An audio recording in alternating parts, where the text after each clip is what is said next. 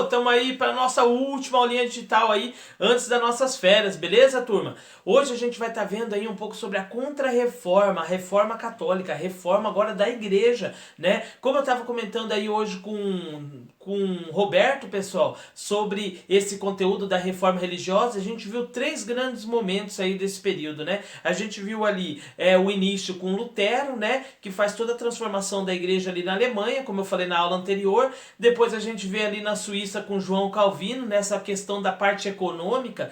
Tanto é que o Roberto até comentou durante a videoaula que a gente estava falando aí desse quesito aí, que na Suíça é um dos lugares que mais tem banco, porque a questão aí de João Calvino, ele falava que o sucesso aí, a questão financeira, ter grandes lucros, fazia parte aí da salvação, e aquele que não tivesse a salvação viveria na miséria, né? Então é um fato bem interessante aí para estar destacando aí por conta desse grande número de bancos que tem na Suíça, que era nesse período aí, já existia ali no período da reforma religiosa ali de Calvino, tá? E também nós falamos aí da igreja anglicana, né? Que foi fundada ali pelo rei Henrique oitavo, que por conta aí que ele queria fazer uma separação, foi por causa do matrimônio, né? Ele quis se separar da mulher, ele acaba se casando 6 vezes na busca aí de um herdeiro homem, e infelizmente ele acaba não conseguindo, e quem assume seu trono é a Rainha Elizabeth, beleza? Então tudo isso aí são as três fases aí da reforma religiosa, da reforma protestante, como assim ficou conhecida, tá? Agora nós vamos estar vendo a reforma católica, tá? A igreja ela se viu aí na necessidade então de realizar uma reforma, beleza? Peguem um livrinho aí, turma, na página 172, vou pegar o meu aqui. Na página 172 a gente vai estar vendo alguns pontos importantes aí. Eu gostaria que vocês também pegassem o marca-texto para a gente estar podendo grifar aí esses pontos importantes aí, beleza? Lá no livro de vocês ele começa falando assim, ó, a Contra-Reforma e a Reforma Católica, tá? No segundo parágrafo, pessoal, grifem aí o segundo parágrafo. Para combater a difusão das ideias protestantes, os católicos promoveram um movimento conhecido como a Contra-Reforma.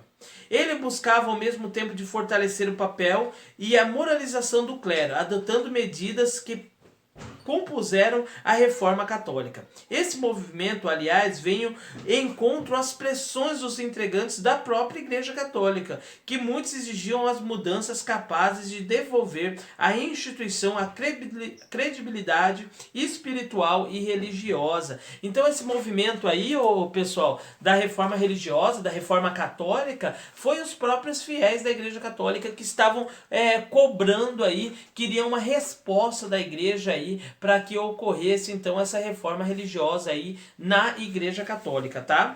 Então os instrumentos eficazes contra a Contra-Reforma Católica aí, um instrumento eficaz nessa Contra-Reforma da Igreja Católica, foram esses três aí, ó. A resposta da Igreja ao avanço da Reforma Protestante, né? Essa Reforma Protestante, pessoal, é a Reforma de Lutero, de João Calvino e do rei Henrique VIII, beleza? Então nós temos aí, em três momentos está dividida essa reforma da Igreja Católica. O primeiro é o Concílio de Trento, o segundo é a Companhia de Jesus e o outro é a Inquisição, beleza? Esses três momentos estão no livro de vocês, é na página 172, pessoal. Então eu pedi para vocês estar grifando o segundo parágrafo, agora vocês vão grifar o terceiro parágrafo até estivessem, até aqui, ó. Então vai ser 1, 2, 3, 4, 5, 6, 7, 8 linhas, até aqui estivessem.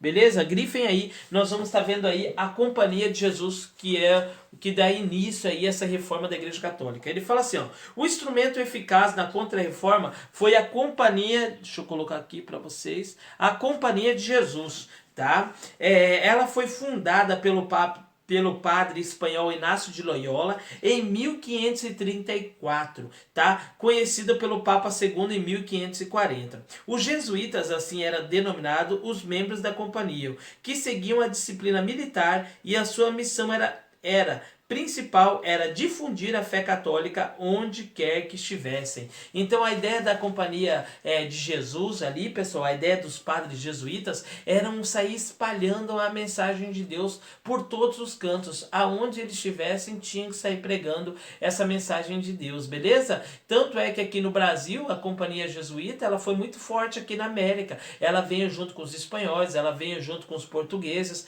aqui para a América, e eles difundiram aí, passaram essa nova teoria religiosa aí para os indígenas, tá? Então foi uma ordem religiosa criada em 1534, tá?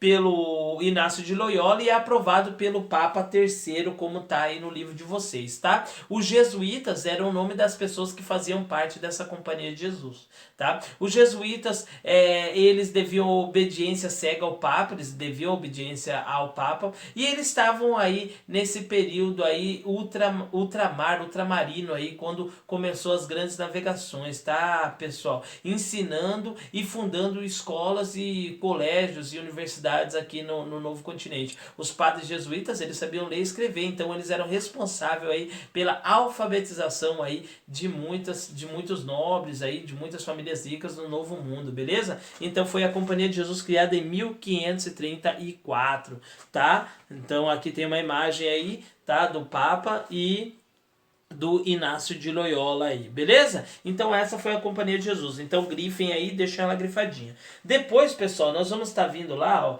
primeiro, segundo. Então vocês grifaram aí o segundo e o terceiro parágrafo até estivessem. Agora nós vamos vir lá pro quarto parágrafo aqui, ó. Como parte do movimento aqui, ó, bem aqui, ó. Como parte, grifem aí, pessoal, grifem todo aí esse quarto parágrafo. Tá? Quinto parágrafo. Como parte desse movimento de contra-reforma, o Papa Paulo III convocou o Concílio de Trento, tá? O Concílio de Trento, em 1545 a 1563. Tá? No qual se discutiam os problemas do cristianismo. Foi definida a atuação da igreja diante a expansão do protestante, tá? Da igreja protestante. A partir do concílio, reafirmaram as principais medidas tomadas aí do catolicismo, como o livre-arbítrio, o culto aos santos, a Virgem, a Mãe de Jesus, a supremacia do Papa, a venda de indulgências e os cargos eclesiásticos ficou proibido. Foi uma determinação da criação de seminários, instrumentos escolares para garantir uma boa formação aí dos cleros. Então aí o Papa Paulo III, pessoal, ele convoca esse concílio, essa reunião aí de Trento, aí, tá? E nela, então, ele condenava aí a igreja protestante, ele condenava quem fazia parte do protestantismo, ele era contra aí quem era a favor do Lutero, quem era a favor do caso de Calvino, quem era a favor do rei Henrique VIII. Ele era contra as novas religiões, que eram conhecidas como religião protestante, tá?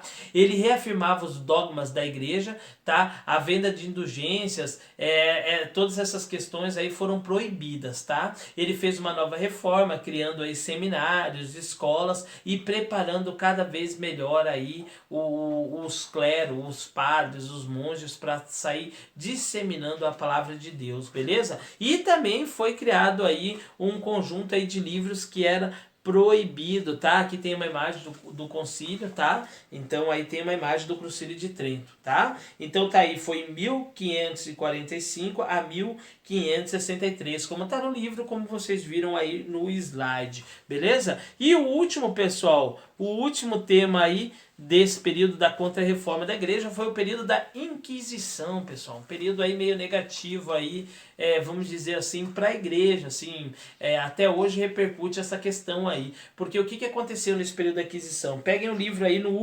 penúltimo parágrafo aí, vamos estar grifando aí o penúltimo parágrafo. Ficou estabelecido então ao Concílio de Trento a Inquisição, uma estratégia para combater os infiéis reformadores, e o Santo Ofício seria agora vigiar a vida e a fé dos fiéis. A perseguição inquisitória atingiu não só os reformadores, mas todos os suspeitos de heresia. Heresia não religioso, nós já vimos isso aí, né? Desde que os homens incomuns até os membros do clero. Como toda a Idade Média, houve tortura, julgamentos e causando a morte de milhares de pessoas. A Inquisição também chegou às colônias do Novo Mundo. Na América, os portugueses, os colonos, eram submetidos ao Tribunal do Santo Ofício de Lisboa, tá? Então, o período da Inquisição, pessoal, era esse período aí que eles perseguiam aí os protestantes, que eles perseguiam quem cometia heresias. Heresias é um termo usado para coisa não religiosa, tá? Então, ou você era condenado à fogueira, tinha até alguns instrumentos aí de tortura, tá?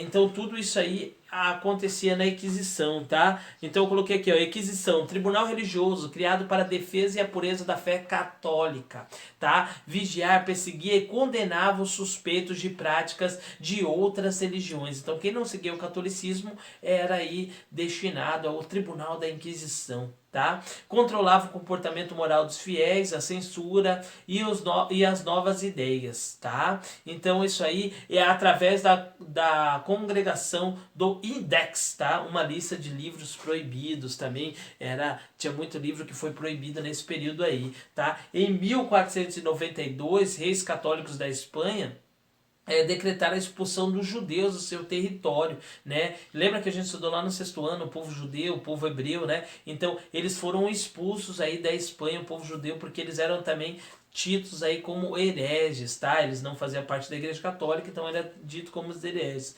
Eles acabaram sendo recebidos em Portugal, tá? Mas também pressionado pelo rei da Espanha, que era sogro aí do rei de Portugal, de Dom Manuel, decretou também a expulsão aí dos judeus e o batizado forçado de menores de 14 anos. E daqueles que não partissem para os estrangeiros, formavam o novo grupo aí de cristãos novos. Então as pessoas eram obrigadas a seguir ali o catolicismo, senão ele era condenado para o tribunal da Inquisição, tá, pessoal? A certeza de que os cristãos novos continuaram praticando o judaísmo levaram Dom João a solicitar ao Papa a criação de uma Inquisição em Portugal, tá? No que sucedeu em 1536. Então tinha muitos judeus que falavam que era católico, mas às escondidas aí ele acabava fazendo aí, praticando a sua própria religião. E aí então a Inquisição chega em Portugal em 1536, tá?